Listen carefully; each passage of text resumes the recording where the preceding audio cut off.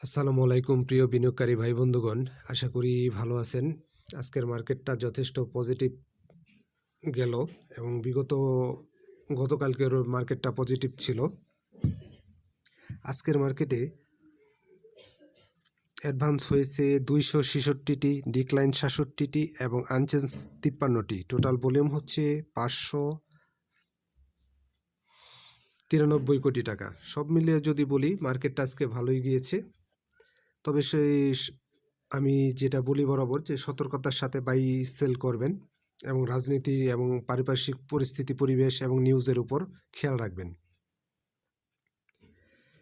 এখন আমি কয়েকটি স্টক বিশ্লেষণ দিব। তার মধ্যে একটি হচ্ছে কাশেম ইন্ডাস্ট্রিজ লিমিটেড। আজকের ক্লোজিং প্রাইস ছিল 38.5 টাকা এবং টোটাল ভলিউম হয়েছে 3,39,000 শেয়ার। বিগত কিছুদিন এই কাশেম ইন্ডাস্ট্রিজ এই স্টকটি কিন্তু ভালো একটা কারেকশন দিয়েছে গত 2 দিন যাবৎ। গতকালকে এবং আজকে একটা মুভমেন্ট দেখা যাচ্ছে। এই মুহূর্তে কাশেমের আরএসআই হচ্ছে কাশেমের 42.5। যথেষ্ট বাড়ার সুযোগ আছে। চাইলে এই মুহূর্তে আপনারা কাশেম ইন্ডাস্ট্রিজকে বিবেচনা করতে পারেন। তবে বাইসেল নিজ দায়িত্ব করবেন। তবে আমি বলবো কাশেম এই মুহূর্তে ভালো পজিশনে আছে। যদি আগামী দিন আপনারা বা যে কোনো সময় দেখে ইন্ডেক্সের উপর খেয়াল রেখে এন্ট্রি নিতে পারেন ভালো জায়গায়, তবে কম বেশি একটা প্রফিট গেইন করার পসিবিলিটি থাকবে। এবং আপনাদের এভারেজ করার মেন্টালিটি থাকতে হবে এবং এভারেজের পর্যাপ্ত ব্যাকআপ মানিও রাখতে হবে। আর আজকে কিনবো কালকে উঠে যাবে এই ধারণা থেকে বেরিয়ে আসেন। একটু সময় নিয়ে ট্রেড করার চিন্তা ভাবনা করেন। তবে কাশেম ইন্ডাস্ট্রিজ এই মুহূর্তে ভালো একটা পজিশনে আছে। আপনারা চাইলে কাশেম ইন্ডাস্ট্রিজের প্রতি নজর রাখতে পারেন এবং দেখতে পারেন। বিগত কিছুদিন যেহেতু কারেকশন দিয়েছে, তবে সামনে যাওয়ার একটা ভালো পসিবিলিটি আছে। চাইলে আপনারা কাশেম ইন্ডাস্ট্রিজটা দেখতে পারেন। যাই হোক, এরপরে যে স্টকটি নিয়ে কথা বলবো সেটি হচ্ছে বিডিকম। বিগত 2 দিনে ভালো একটা ভলিউম হয়েছে। আজকেও কিন্তু 5.5 লক্ষ প্রায় ভলিউম হয়েছে। ক্লোজিং প্রাইস হচ্ছে 25 টাকা 40 পয়সা। তবে এই মুহূর্তে বিডিকমের আরএসআই হচ্ছে 47। যদি ইন্ডেক্স পজিটিভ থাকে তবে আশা করি ভালো প্রফিট গেইন হবে বলে আমি মনে করি। তবে ভলিউমটা একটু বেশি হয়েছে। আর যেহেতু বিগত কয়েকদিন ধারাবাহিকভাবে একটা কারেকশনে ছিল, ভলিউমের দিকে খুব একটা ভলিউম দেখে আতঙ্কিত না হতেই আমি বলবো বিডিকমটা এই মুহূর্তে একটা ভালো পজিশনে আছে। আর আজকে কিন্তু 40 পয়সা পজিটিভ করেছে। বর্তমান প্রাইস হচ্ছে 25 টাকা 40 পয়সা। ভলিউমে আতঙ্কিত না হয়ে আপনারা চাইলে বিডিকম আইটি সেক্টরের এ ক্যাটাগরির এই শেয়ারটি আপনারা চাইলে দেখতে পারেন। তবে অবশ্যই অ্যাভারেজ করার চিন্তা ভাবনা থাকবে। যদিও সব স্টকেই অ্যাভারেজ হয় না, তবে বিডিকমটা আপনারা অ্যাভারেজ করতে পারবেন। এবং এই মুহূর্তে বিডিকমের আরএসআই 47 বাড়ার যথেষ্ট সুযোগ আছে। আপনারা চাইলে বিডিকমটা দেখতে পারেন।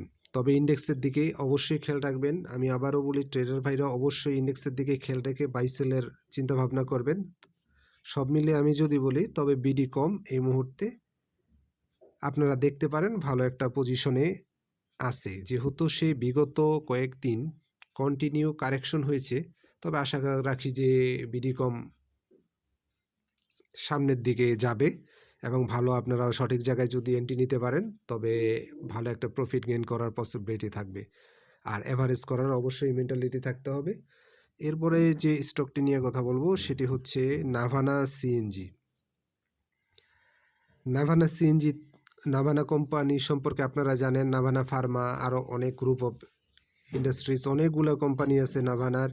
যদিও এই শেয়ারটির একটি নেগেটিভ নিউজ আছে, যেটা হচ্ছে লোন সংক্রান্ত। আর পুঁজিবাজারের অধিকাংশ কোম্পানিরই লোন সংক্রান্ত জটিলতা আছে এবং থাকবে।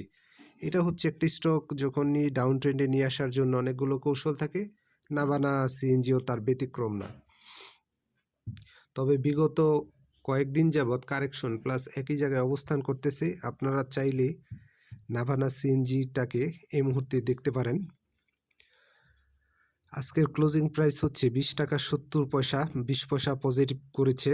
আর হাত বদল হয়েছে কিন্তু একেবারে কম, মাত্র ৩৬,০০০। কেউ কিন্তু সেল দিতে চাচ্ছে না। আপনারা যতই মনে করেন যে এটা লোনের কারণে এটা হবে সেটা হবে, যদি এরকম হতো তাহলে মানুষ কিন্তু প্যানিক সেল দিত। এই মুহূর্তে কিন্তু কেউ সেল দিচ্ছে না। আজকে টোটাল ভলিউম হয়েছে নাভানা সিএনজির ৩৬,০০০ সামান্য মাত্রায়। চাইলে আপনারা দেখতে পারেন, এবং যাই হোক এই শেয়ারটাতে আপনি যদি দেখে ইন্ডেক্সের উপর খেয়াল রেখে যদি এন্ট্রি নিতে পারেন, অ্যাভারেজ করতে পারেন, তবে প্রফিট গেইন করার ভালো একটা পসিবিলিটি থাকবে। এখন প্রত্যেকটা স্টকেরই কিন্তু লোন বিজনেসের সাথে একটা লোনের ক্লোজ রিলেশন থাকবে। আর যেহেতু নাভানা কোম্পানির একটা সুনাম আছে, নাভানা ফার্মা আরও আদার্স অন্যান্য কোম্পানি আছে, তবে আপনারা চাইলে নাভানা সিএনজিকে গুজবের বাইরে এসে চিন্তাভাবনা করতে পারেন। আর যে কোনো স্টকের ক্ষেত্রে আজকে কিনবেন কালকে উঠে যাবে এ ধারণা থেকে বেরোয় আসেন, এবং অ্যাভারেজ করার সব স্টকে তো অ্যাভারেজ হয় না, তবে এটাও আপনারা অ্যাভারেজ করতে পারবেন। এবং যেহেতু ইন্ডেক্সটা পজিটিভ আছে, এবং পজিটিভ যদি থাকে সেই ক্ষেত্রে দিনে যে কোনো সময় যদি আপনার মনে হয় যে না সামনের দিনও পজিটিভ থাকবে, সেই ক্ষেত্রে আপনি নাভানা সিএনজিকে বিবেচনা করতে পারেন। আর আরএসআইটাও কম আছে, মাত্র ৪৫, বিগত কয়েকদিন একই জায়গায় অবস্থান করতেছে। চাইলে আপনারা নাভানা সিএনজিকে পজিটিভভাবে বিবেচনা করতে পারেন। বাইসেল নিজ দায়িত্ব করবেন, আমি কাউকে বাইসেল নির্দেশ করি না, বাইসেল নিজ দায়িত্বে করবেন। এরপরে যে স্টকটি নিয়ে কথা বলবো সেটি হচ্ছে ফুয়াং সিরামিক। বিগত কিছুদিন ভালো একটা কারেকশন হয়েছে আর একই জায়গায় অবস্থান করতেছে।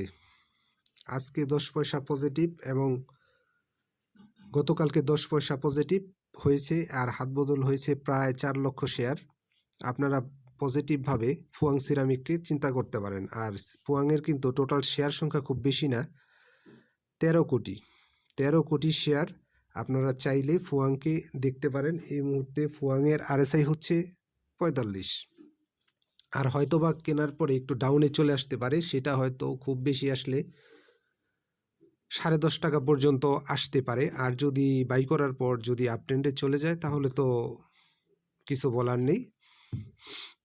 তবে অবশ্যই অ্যাভারেজ করার মেন্টালিটি যদি থাকে তাহলে আপনারা ফুয়াং সিরামিককে এই মুহূর্তে পজিটিভ হিসেবে বিবেচনা করতে পারেন।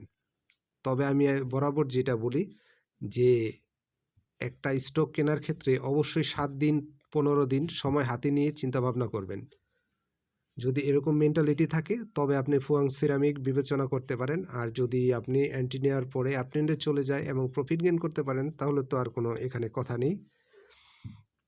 আর অবশ্যই ইন্ডেক্সের উপরে খেয়াল রাখবেন, বাইসেল নিজ দায়িত্ব করবেন। এরপরে যে স্টকটি নিয়ে কথা বলবো সেটা হচ্ছে গোল্ডেন হারভেস্ট। ফুড সেক্টরের একটি স্টক, অনেক দিন যাবৎ একই জায়গায় ডাউন ট্রেন্ডে আছে, এখন একটা ভালো পজিশনে আছে। আর এটা কিন্তু গত বছরে ভালো প্লে করছে, এবং ভালো স্টকটা কিন্তু ভালো, সব কিছু মিলিয়ে খারাপ বলা যাবে না। যদিও উদ্যোক্তা পরিচালকদের শেয়ার হস্তান্তরের একটি ঘটনাকে কেন্দ্র করে শেয়ারটি ডাউন ট্রেন্ডে চলে আসছে। আর যে কোনো স্টক ডাউন ট্রেন্ডে আনার আগে অনেক ধরনের গল্প কাহিনী আমরা শুনতে পাই। আর এটা একটা কৌশল, মানুষকে প্যানিক না দিলে সেই শেয়ারটা তারা সেল দেয় না।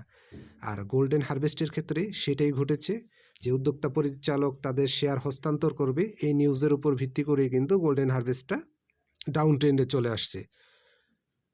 তবে এই মুহূর্তে পজিটিভ, যেহেতু ইন্ডেক্স পজিটিভ, এবং যদি পজিটিভ ইন্ডেক্স থাকে তবে আপনারা গোল্ডেন হারভেস্টকে বিবেচনা করতে পারেন। আর অবশ্যই অ্যাভারেজ করার মেন্টালিটি থাকতে হবে, এবং একটু সময় নিয়ে অন্তত 15 দিনের কথা বিবেচনা করবেন। আর যদি আপনি এন্ট্রি নেওয়ার পরে দেখা গেছে পরের দিন থেকে পজিটিভ ধারায় চলে আসছে তাহলে তার বলার কিছু নাই। তবে আজকে কিনবেন কালকে বেড়ে যাবে, পজিটিভ ধারায় চলে আসবে, আর আপনি প্রফিট গেইন করবেন।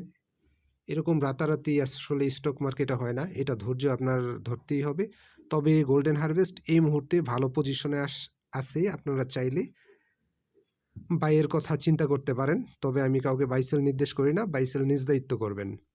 আর গোল্ডেন হারভেস্ট যদি এন্ট্রি নেন অ্যাভারেজের কথাটাও মাথায় রাখতে হবে। আর যেহেতু উদ্যোক্তা পরিচালকের একটা নিউজ ছিল, আর স্টক এক্সচেঞ্জ এটাকে ক্যান্সেল করে দিছে, আর ওই এদের কালেকশন যা করার অলরেডি কালেকশন করে ফেলছে, তারপরেও ডাউন ডে আসতে পারে, কারণ কোনো কিছু 100% সিউরিটি দিয়ে বলা যায় না।